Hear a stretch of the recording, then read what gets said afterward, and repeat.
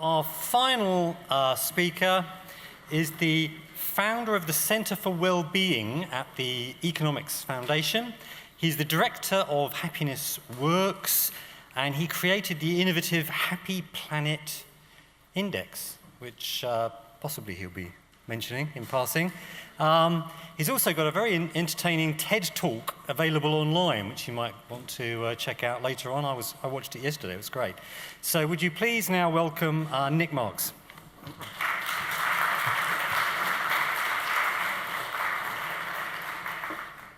Thank you, everybody. And I want to take us into the space of actually how we can become happier.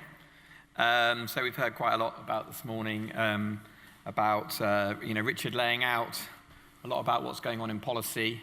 It's a field I've worked in a lot, a New Economics Foundation, about how governments can think about policy. And I will talk about one project from that, which was called 5 Ways to Wellbeing.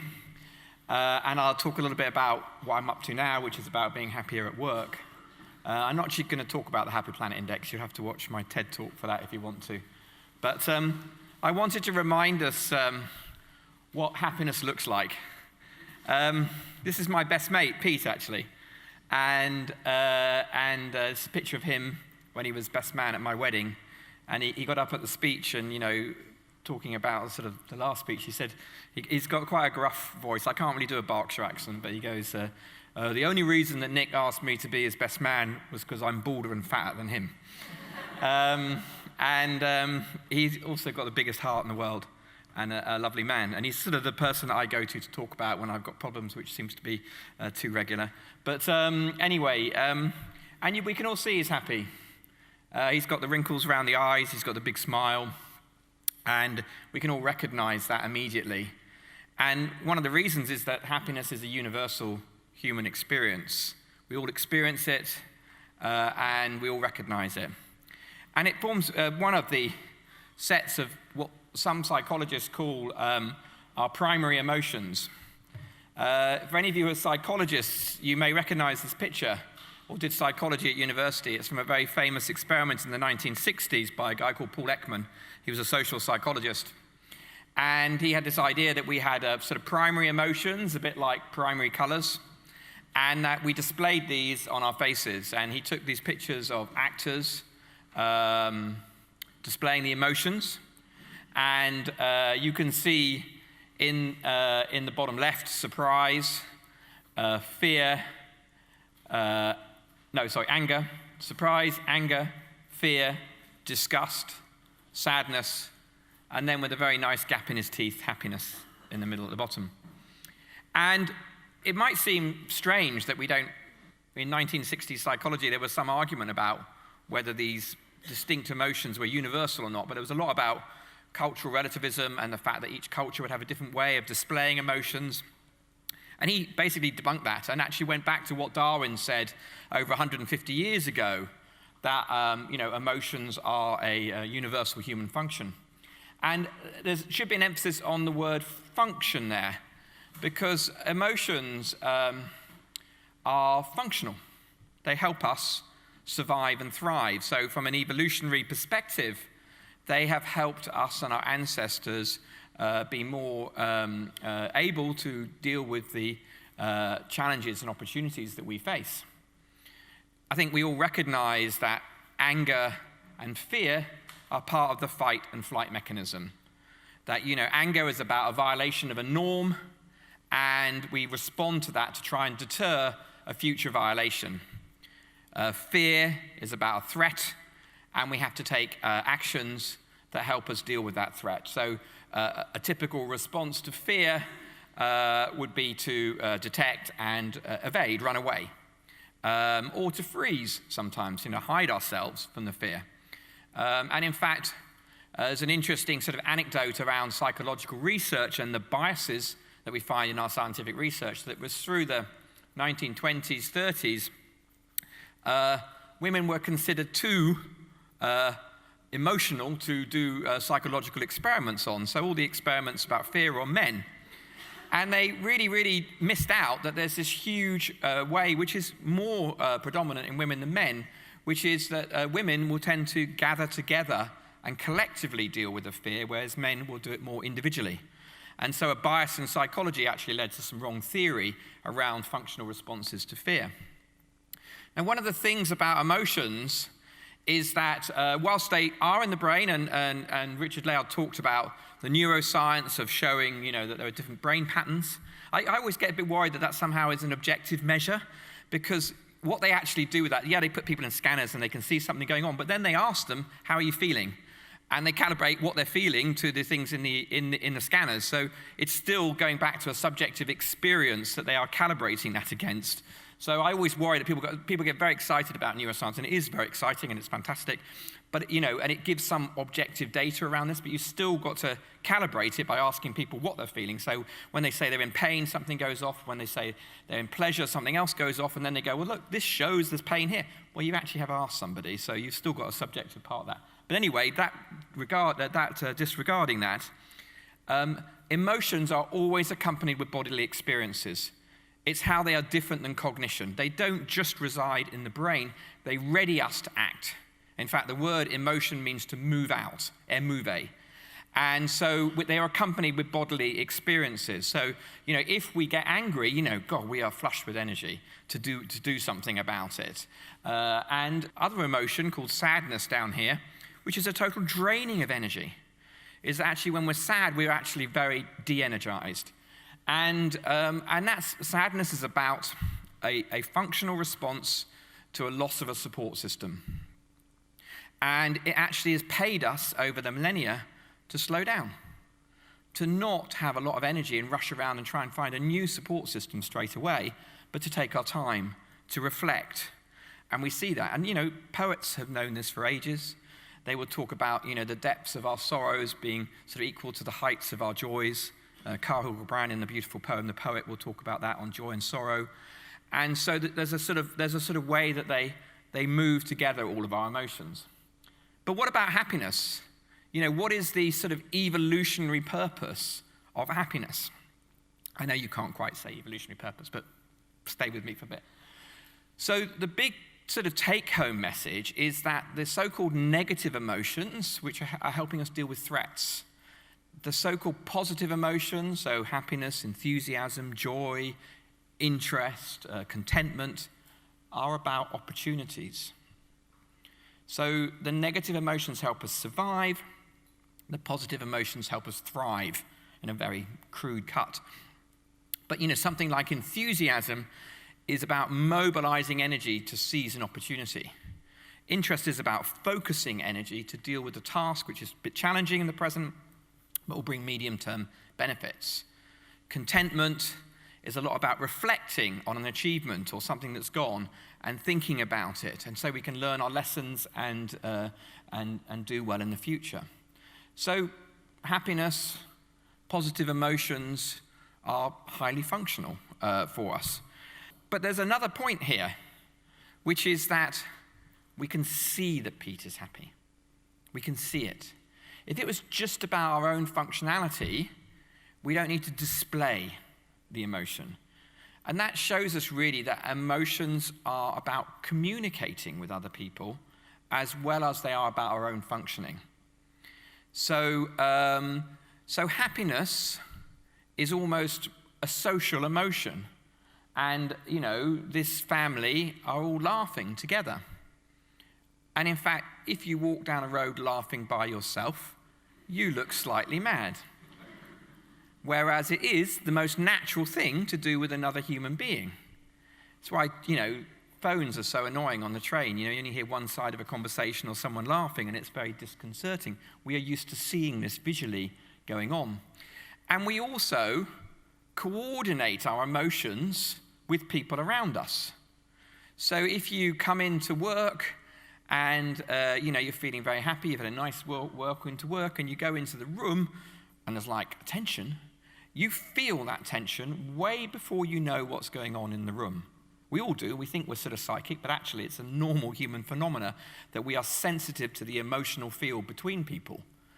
And you will feel that before you, as I say, you have words around it. And in some ways, this is probably because emotions are pre-language. Humans and other species experience emotions, and toddlers and children experience emotions before they got language. So it's a more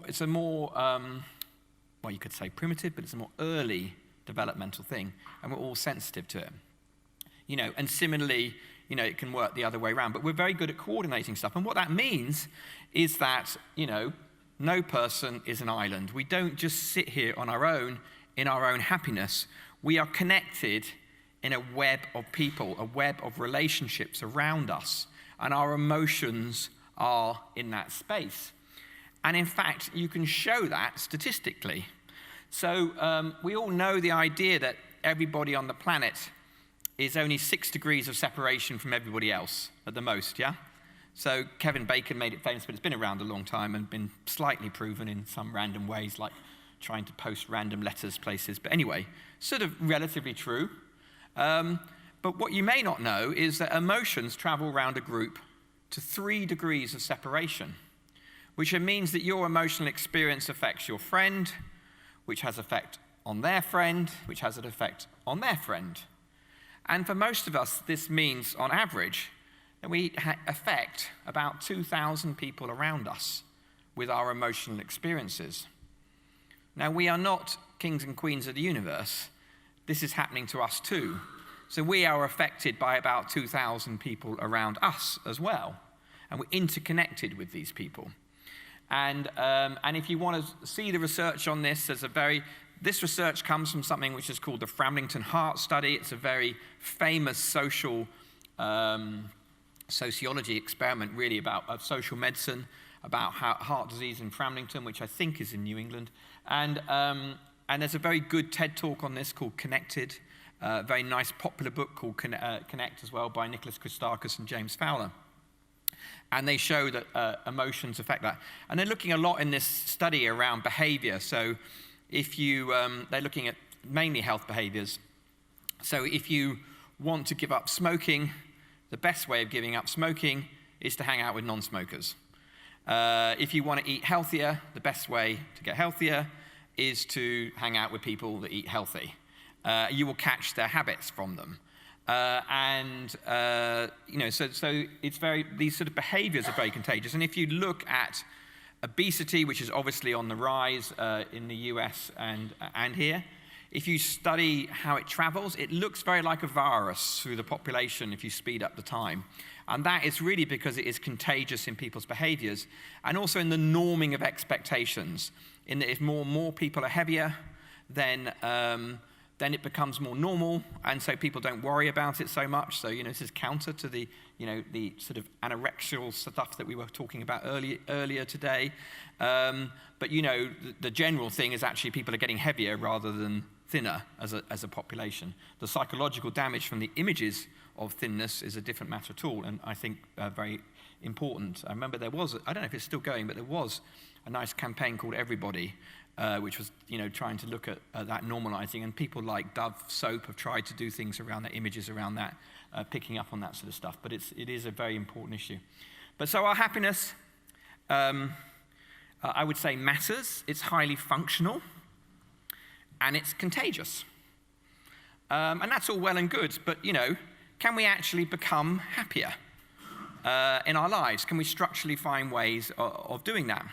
And the good news is that whilst we do, all of us have a propensity to the display and the feelings of positive emotions or not, i.e. we have a genetic predisposition. Some of us are more smiley than others, and more positive than others, and that has its functions and its functionality and its dysfunctionality, by the way.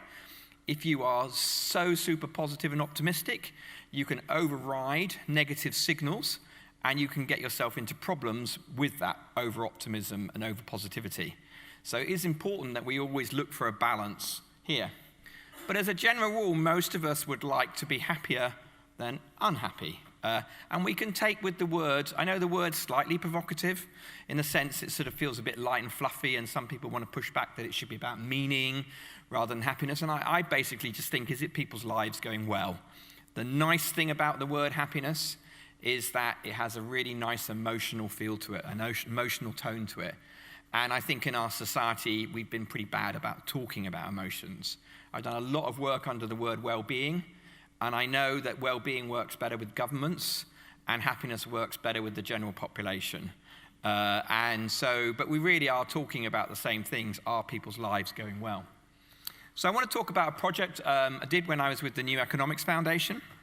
I'm now a fellow there, but I don't work there day to day. We did this project which became known as the 5 Ways to Wellbeing. It was for the Government Office of Science.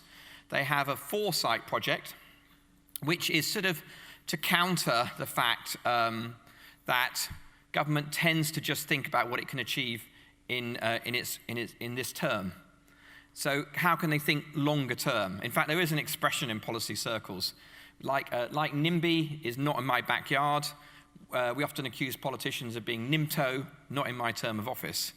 And so foresight is a structural part of government which tries to look longer term. And the 2008 one was on what was called mental capital and well-being. I was the deputy lead on well-being. Professor Felicia Hubbard, who was from Cambridge University, was the lead. And as she partly works at the University of Sydney, I got to sit in for her sometimes, which was very lucky, really, because I was just working with Felicia on some projects. But we were doing a project on measurement, which I won't bore you with, and we were reporting back to Foresight on this measurement project, because measurement's mainly what we do. I am an applied statistician at the end of the day. And we were reporting back, and in the middle of the table was some fruit.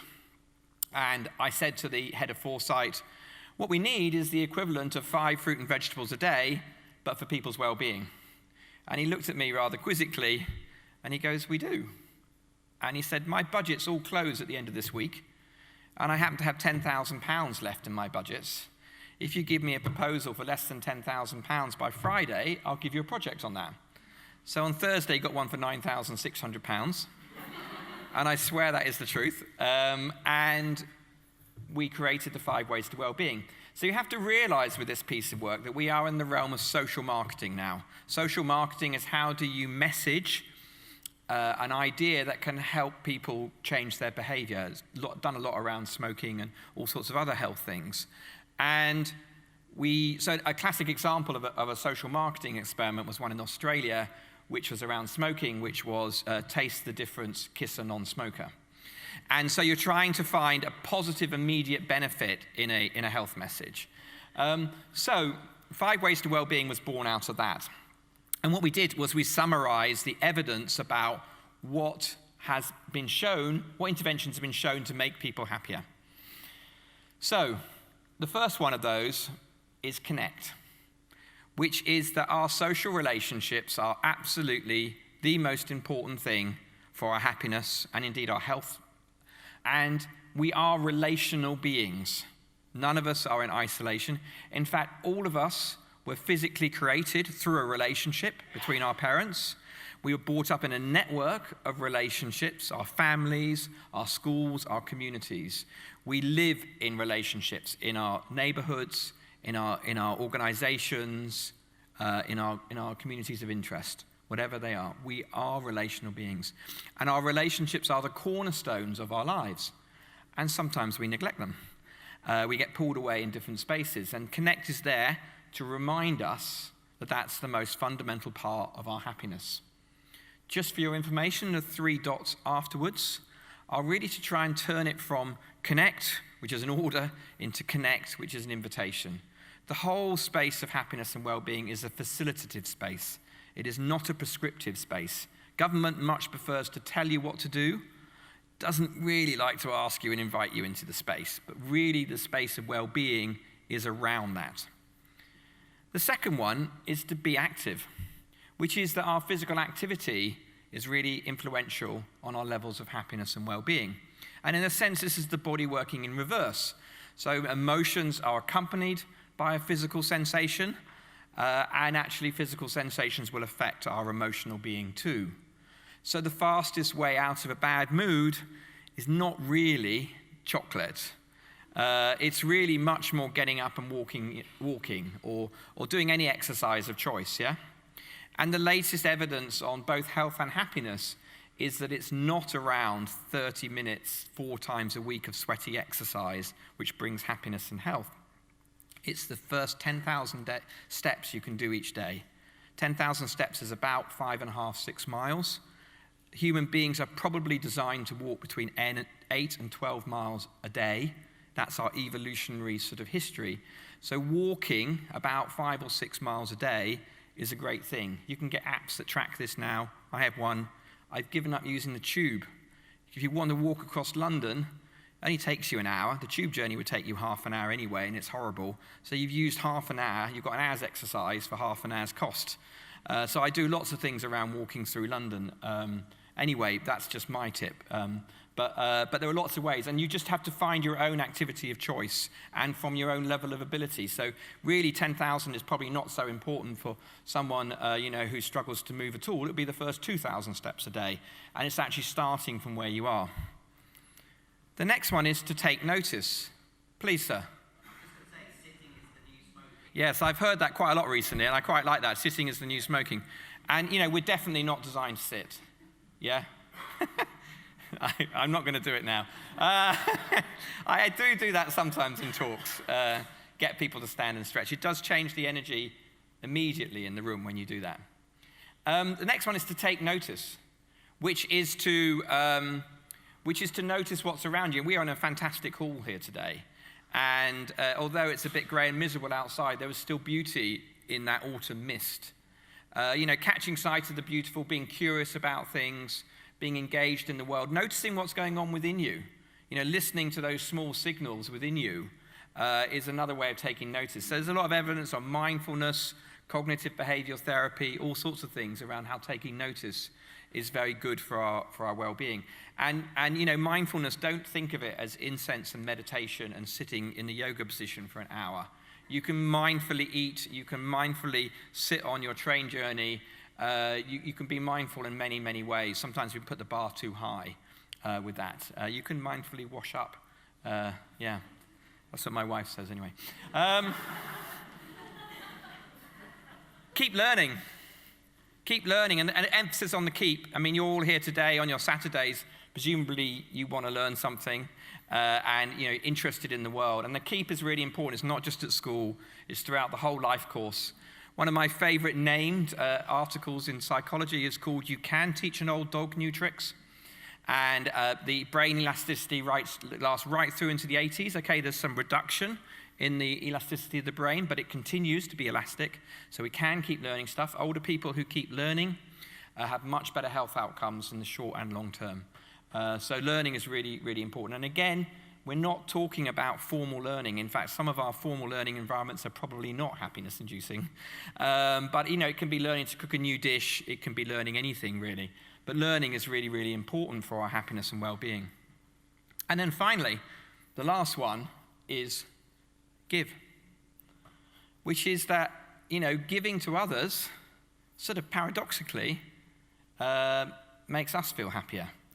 I don't think you can give to feel happier, by the way. I think it has to be an authentic action, but we do feel good about it. And there is evidence that there's a nice piece of research where they did an experiment on students as normal. Most psychology stays in experiments on students, which is a problem with psychology, by the way.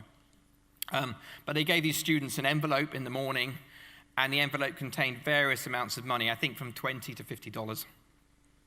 And they said to half of the group, go and spend this on yourselves. Have a nice day, spend this on yourselves. Effectively, retail therapy. Yeah. And the other half, they said, go and spend this on someone else. Give it away. At the end of the day, this group were much happier than this group. And not only that, they were happier a week later. And this group were back to normal.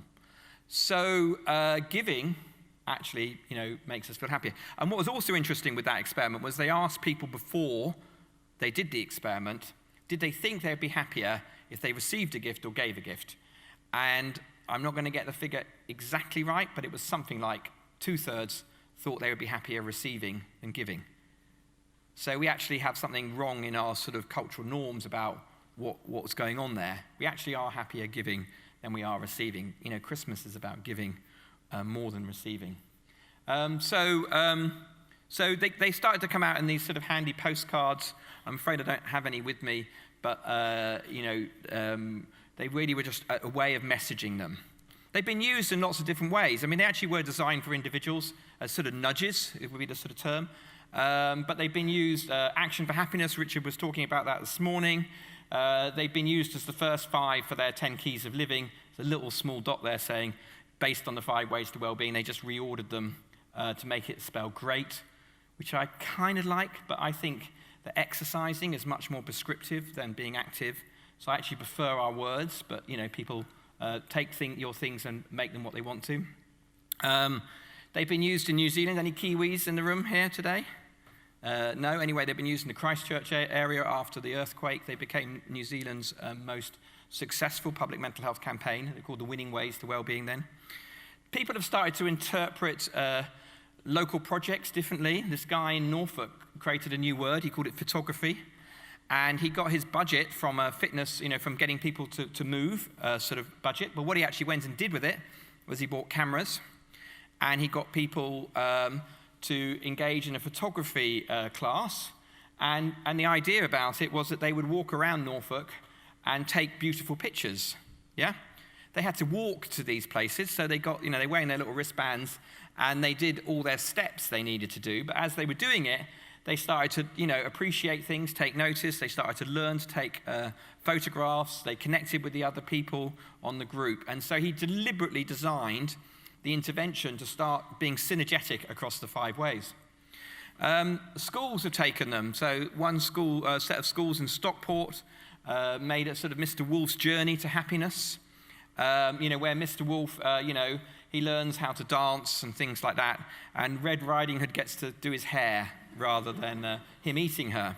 And the whole project was designed around the 5 ways. The kids did the drawings, they did the design, they did the selling of the books, all that sort of thing. So it was a whole big project. In Norway, they've been picked up very extensively. The woman on the left is the Crown Princess of Norway. And they've been every kindergarten in the Oslo region. In fact, they're just about to roll out to the whole of Norway. And they've made these sort of bunnies, which are taking the actions of the 5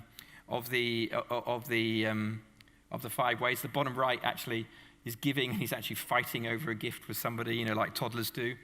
And what's interesting is that one of the reasons that a public mental health campaign is going through kindergartens is because that's actually where the parents are most engaged with their children. So the messages go straight back out into the community. And they even started to design this, which I thought was hysterical, which is that the kids were taking those postcards and they were writing a phrase which in Norwegian works really well, which is everyday happiness. In fact, it's the phrase up there. Any Norwegians would be able to read that, or Swedes, or Danes, or whatever. But something liquor, anyway. Not liquor as in drink. Lika, I think it is. Anyway, the kids were posting these in random letterboxes. So not to their parents or anybody. They were just going around putting little happiness messages in random letterboxes to spread the happiness around. You can start to categorize local government activities about how they meet the 5 ways or how the projects could be designed to do that in ways. And really, I think the plea to the 5 ways and why they've been sort of popular is that they make a more holistic policy intervention in that they spread things out. So although they were designed for individuals, where they've been most used is in local governments to do that sort of thing. And if any of you want to see the reports on those, then the one on the right is around the evidence, which came out in 2008, and the one on the left came out about 2011 or 12, and is applications of the 5 ways. And in fact, I think then we were talking about 80 or 100. I think we now are aware of about 250 local projects using the 5 ways. They keep going away. There's been absolutely no budget to push the 5 ways. All of it has been a pull from people finding them useful, and they're on the NEF website. So I wanted to talk about happier ways of living and working, and I'm just going to go on to work now, and then we'll stop for some questions. So what about happiness at work, and what is the research about happiness at work? The first thing to say is that not very many people are very happy at work. Gallup estimate that about 13% of the global population are actively engaged, and what they mean by that is working with passion. That's 1 in 8 people love their jobs effectively, which means that 7 in 8 people are not. And in fact, they probably estimate a quarter of people hate their jobs, are actively disengaged at work. And we spend a lot of time at work. We actually, on average, spend 100,000 hours of our life at work. It's actually the second most amount of time we invest in something. The first is sleeping, the second is work. A guess for the third? No, not eating. Watching TV. Watching TV. That's a sad indictment on life, isn't it? So we can find all sorts of stats which basically show that if you become happy, if you have teams that are happier than other teams, then they have lower absenteeism rates because lots of reasons. People sort of don't take a duvet day if they enjoy their work, but that's only a small effect. Well, it's some effect. Some of it is actually that happier people get sick less. We all know when we're stressed, we get sick more. Well, the opposite is obviously true. If we're happier, we get sick less. They've done experiments exposing people to flu viruses, and happier people will catch the flu less than unhappy people. So, you know, there's something on there. Happier people are likely to have stronger social networks around them, very likely to. And what that means is they've got people that care about them. So if people care about you, they notice when you don't look well and they tell you to go to the doctor, or they remind you to take your medication when you need to be taking your medicine, or they remind you to do those exercises when you're recovering from an injury that you don't really want to take, but they nag you to do it because they care about you. So the fact that we have people that care about us means that we actually have healthier behaviors around it. So there's all sorts of reasons why happier people are absent less. There's lower staff turnover, up to 45%, but up to 65% in some industries, some sectors. You don't leave a job if you love it, is the simple thing. There's things like fewer accidents, which is interesting, which is that happier people pay more attention. You actually have more peripheral vision. If you are in a bad mood, peripheral vision goes down, anger particularly. And, you know, we see this in sports. Sports psychologists will get athletes to process anger very quickly, to set it aside, because if the red mist comes down, you're out the game for the next 5 minutes, and you're not performing at your peak. And part of that is you can't see. You can't see the ball coming from the left or whatever like that. And we notice this in restaurants. You know, we're trying to get some service, and if the waitress is in a bad mood, they're not ignoring you, they don't see you. They literally don't see you. And in a restaurant, you know, that's bad service. If you run a restaurant, that's very bad. But if you're just there, okay, you get a bit bad service. It doesn't really matter. But if this is your drip machine in a hospital, then, you know, suddenly that gets translated into critical response times to emergency. And we do see higher death rates on wards where the nursing staff are particularly stressed because they do their jobs less well, obviously. So it becomes quite important. And we can see data on productivity. Both productivity is measured well, it's hard to measure often at a team level, but it's often measured with quantity of work and quality of work. And we see effects from happiness on both of those. You can do more tasks if you're happier, and you're more creative particularly. You see the bigger picture more, you join things together in ways. You also, by the way, get more creative thoughts when you're walking, when you're sitting. It's another reason to be active, is that you'll get 60% more creative thoughts if you're walking, because the juices are running, you know, you're walking, and it's like, you know, creativity goes up. And you get better customer service. I actually don't really understand the 10% that they put down here, Gallup, but I don't know how they're measuring customer service, really. But basically, it's fairly obvious that we all prefer to be served by someone who enjoys their job. You know, it's quite annoying when you speak to someone that's distracted and not enjoying their job. It's much better if someone's enjoying their job.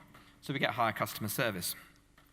Now, it is a serious business, but I'm going to show you some evidence that shows it's not being taken seriously, which is this is a quote from Business Week, and the analyst is going, "The management are focused on the employees to the detriment of shareholders. Why would I buy a stock like that?" And I want to show you why this guy, and I'm convinced it is a guy, is an idiot. Because he's actually talking about this company, which is called Costco, a big supermarket. I actually happen to not like big supermarkets for all sorts of reasons, but some of them are great employers, yeah? They actually do look after their staff well, and they regularly come in the Great Place to Work list in the States. And Jim Senegal, who was the CEO at this time, he is quoted as saying, "I happen to believe that in order to reward The shareholder in the long term, you have to please your customers and your employees.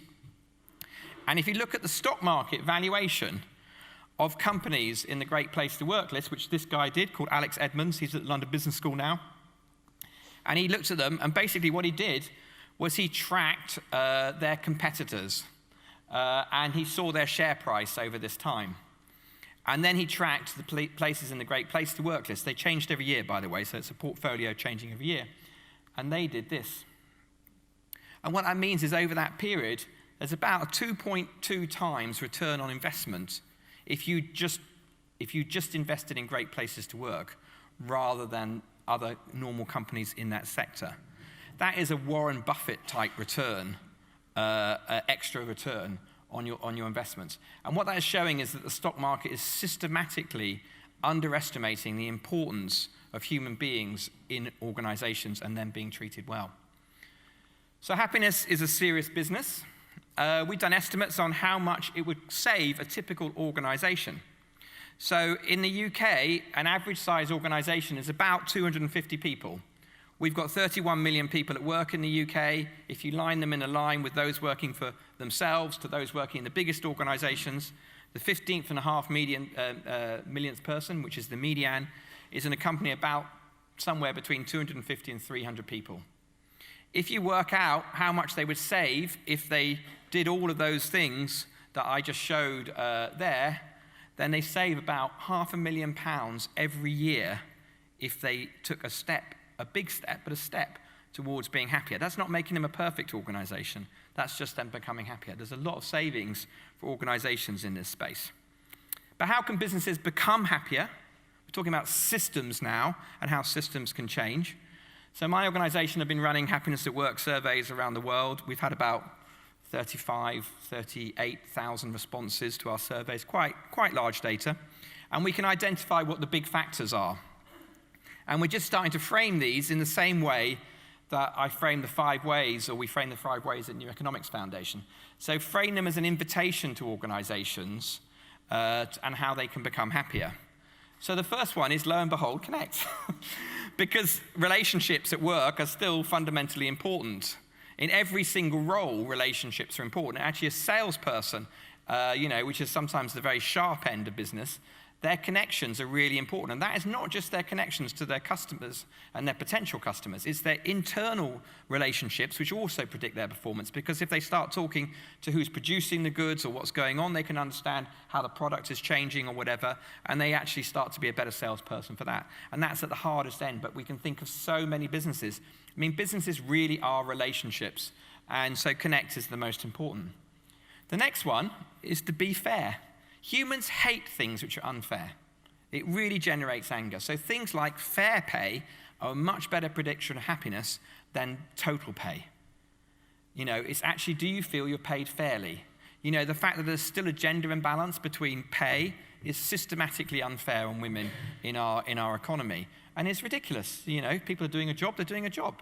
So pay them fairly. But there's all sorts of other ways that people can feel unfairly paid. Executive pay has a really negative effect on the fairness. If you've got this huge multiplier at the top of the organization and everyone who's doing the work is paid minimum wage, you're going to have a problem in fair pay in your organization. Work-life balance also comes in there. The next one is to empower people or support them. It's really about their autonomy. Do you actually give them the power to do their jobs, or are you trying to tell them what to do and micromanage them? Being autonomy supportive, getting teams to manage themselves, is one of the best ways to make people enjoy their work more. We see this in the data with small organizations. People are much happier to work in small organizations than in big ones, but that is entirely driven by autonomy. It's nothing to do with fairness and relationships and the other two I'm coming to. It's entirely driven by autonomy, and empower is a way of talking about autonomy. The next one is to challenge people, which is that we like to be stretched. It's actually really, really good for us when we get stretched a bit. And it's about appropriate challenge. If you challenge people too much, they go into anxiety, and that's not. So there's always a balance here, but challenge is the next one. And then the final one is to inspire them. And that is actually to give people worthwhile, meaningful work that has social value. We see in all of our data that people in caring professions are happier than people in sales or customer service. Doing similar, in some ways, similar jobs, but very, very different around the meaning aspect of it. People like to be part of a solution. They don't like to be part of a problem. So, working on an organization that takes its environmental impact seriously or works well with its local community, that looks after its supply chain well, all of these things will be inspiring to employees and will make them feel more loyal to the organization and enjoy their work more. So, here's Pete again. And there's one final thing that I want to do in just the last couple of minutes, which in a sense is a little bit of an advert, but Pete, what you can, as I've said before, is that his happiness is visible. And so what I'm very interested at the moment is how do we make the emotional field of an organization visible so people can see it, because it's there.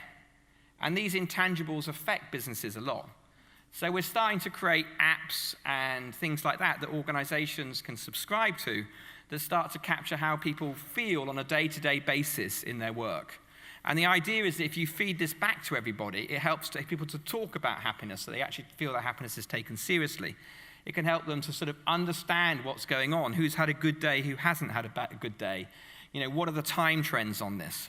And then we also ask things around whether they've got a happy climate, and we start looking at those relationship to those 5 things: connect, be fair. In this old version, it was called support, challenge, and inspire. And you start to look at what organizations can do in that space. So if anyone's interested in that, they can talk to me afterwards. So I hope I've shown you some ways that we can be happier in the way that we live and work, and I'd be very happy to take some questions.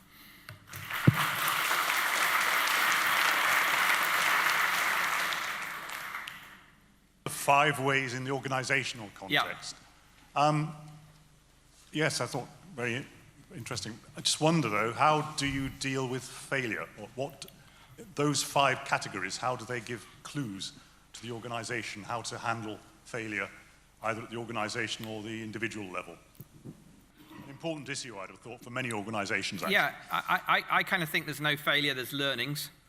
Some of the things which in my life have gone the most wrong are the things I've learned the most from. And in fact, as an organization, Happiness Works, we've had a product for, sort of 4 years. It started in NEF and then it came out, and actually we sort of learned it doesn't quite work, so we've designed this new one. So I think creative failure, I think there is good and bad failure. The good failure is when people take a risk and they do something and it doesn't work out. The bad failure is when they are risk averse and they fail because they don't take on the challenges. So I think, in a way, I think that's kind of more related to performance. But if you're thinking about one of the pleas about happiness at work is to not stop looking at what people do at work, but it's also to look at how they do it. So if a failure in a happiness space would be a relationship between a manager and someone they manage, going sour, bullying or whatever like that, then if the person or the people who've messed up learn from it, then it's not really a failure, it's a learning. But if they keep in those patterns, then it becomes a failure. So I really think it depends. But the plea with happiness is to take it into the realm of relationships much more, and it's sort of applied emotional intelligence in the workplace, really, and a sort of easy way into that. And emotional intelligence is all about how do we learn from what's happened before. So I guess that's how I'd answer it. Well, there definitely is a lot of evidence that, the sporting analogy is a very strong analogy in business, and as is war, by the way. We use a lot of very hyper-competitive ways to think about business. But human beings are fantastic at collaborating, and business is a lot about collaborating and only a bit about competition. But in sports teams themselves, where there's a sort of, I would still think, your emotional intelligence is important. Let's look at the classic sporting challenge this weekend, Nico Rosberg versus Lewis Hamilton in the Formula One. Hamilton just looks much more chilled, yeah? He looks much more together of the two of them, and has reacted much better to the failures that have happened to him this year than Rosberg has. So I would have thought it's still having an effect, and I think elite athletes, a lot of them use mindfulness as a technique. A lot of them use mindfulness. So I think that's sort of in this space.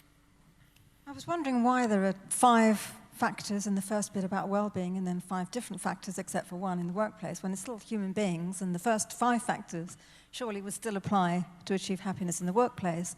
So, for instance, organisations could help people to give, be more charitable, to encourage their learning, and all the same factors. Why would they be different?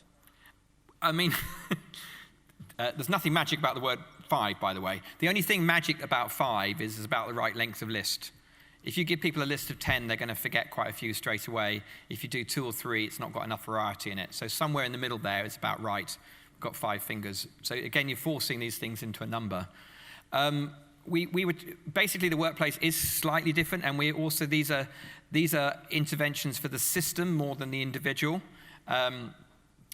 If I was talking in a business, I wouldn't show the first 5. I would just show the second 5. I was just trying to give you, and in a sense, we're trying to pick up the learning of how the first 5 ways worked, and what they're doing is in it. They were an invitation. But we've got lots of organizations that use those original 5 ways in the organization. They use mindfulness, they use learning, they use that. They're more focused on an individual. The second set are more focused on a system that is also wanting to perform in a certain way. So it's stretching it into performance, which is really where, for us as an organization that sells online metrics, is where the market is. So we're being market-led in that. They're not invalid in that space, and they do relate in that challenge and learning deliberately relate, and inspire and give deliberately relate. And we haven't got activity, and there's lots going on about health in the workplace. It's really our marketing, not even social marketing in that's driving that, but it's just trying to simply message is really what we try to learn from it. So in a way, I confuse you by showing them both in the same talk, which I don't normally do. Yeah. But they are valid, but it's like if I told organizations that part of making their workforce happy was to give, they would take that as a sort of marginal thing, whereas inspire them they would get. See, yeah? That's what my opinion on it is. But I get your confusion because, as I say, I don't normally shove them in the same talk. Do the hierarchies that exist in the workplace make it very difficult to implement these 5 things? Do they frustrate them? I think hierarchies are very problematic, yeah? And, I mean, they come from they were left over from the 19th century, really. They're a command and control thing in the army, and then also particularly in the British bureaucracy for the empire. Hierarchies were designed in order to sort of, and actually most of our education system as well, were designed to create bureaucrats, who would do the sort of empire's duty and do as they were told. And in a new interconnected space, where we've just got so many more connections than we ever had, and then I think hierarchies are problematic, and we see that in the data. And again, I told you that smaller organizations are happier than larger ones because they don't have that frustration of the bureaucracy. But there are some larger organizations that have sorted this. There's a fantastic organization in the Netherlands called Buurtzorg, which is a community nursing group.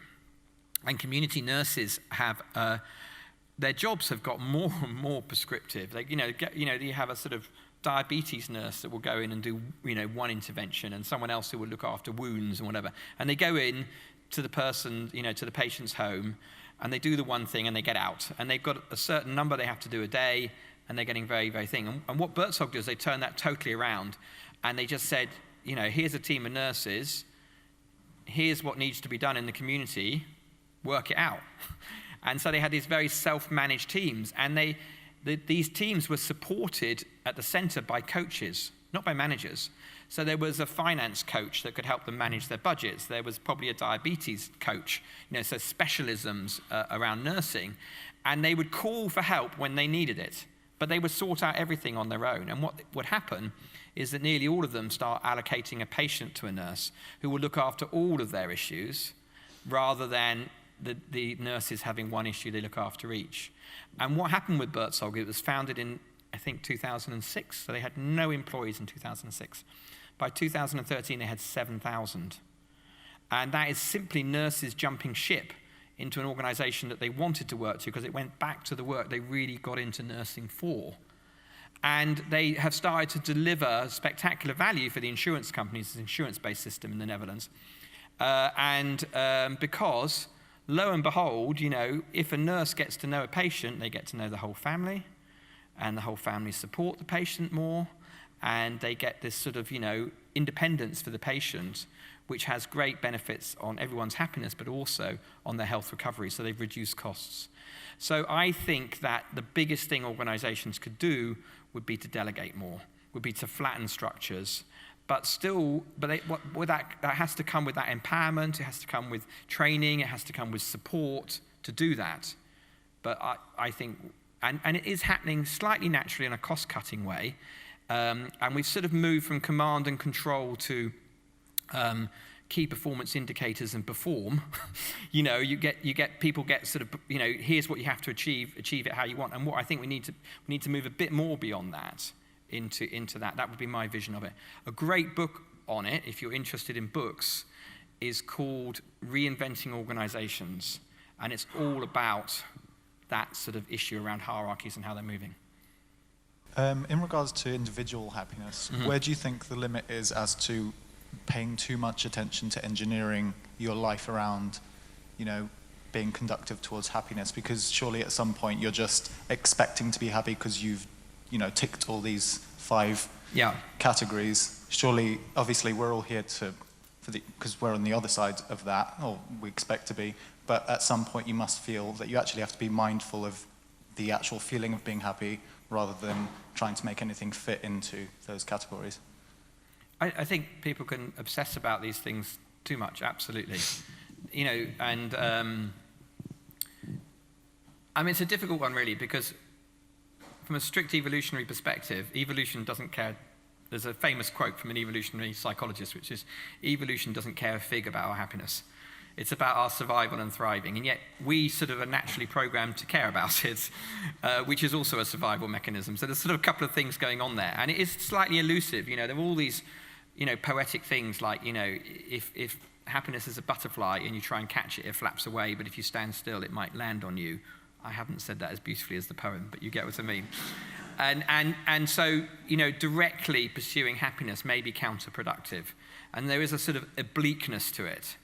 And in some ways, I think the 5 ways help with that, because you can sort of see how you could connect more, and then happiness emerges out of that as a side effect, in a sense.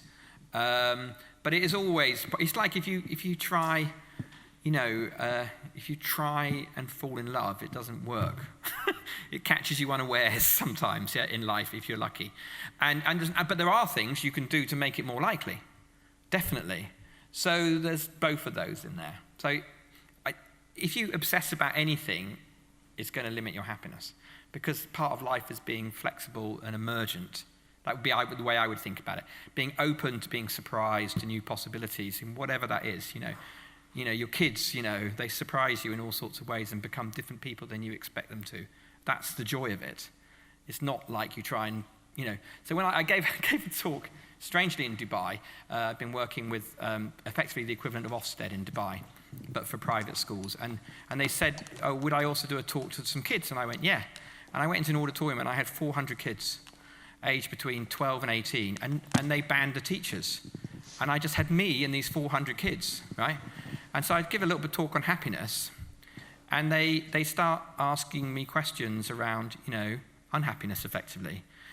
So this girl says, puts up a little hand, probably Indian, and she goes, how do I deal with difficult feelings? And this is about them learning about their emotional regulation, about how do they process these emotions. And then this guy who definitely was Indian or Pakistani, and he put up his hand, he said, what do you do with parents that want you to be a doctor? And you're like, yeah.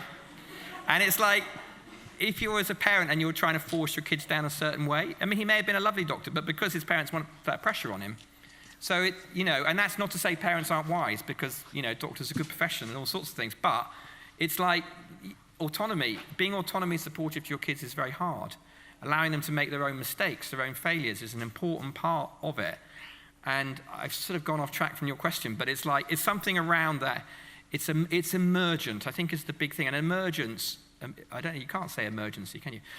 Emergence, I think, is the most important way of thinking about happiness. We do feel good when things go well, but things go well when we feel good too. If we feel good first, then things will go better. So there's a bit of both in there. There's that golf quote, the more I practice, the luckier I get. So there's practice and there's luck, and there's a combination of them. We're out of time, Nick, so Okay. I have to draw a line there. Please thank Nick for a really Thank you. fantastic talk. Okay.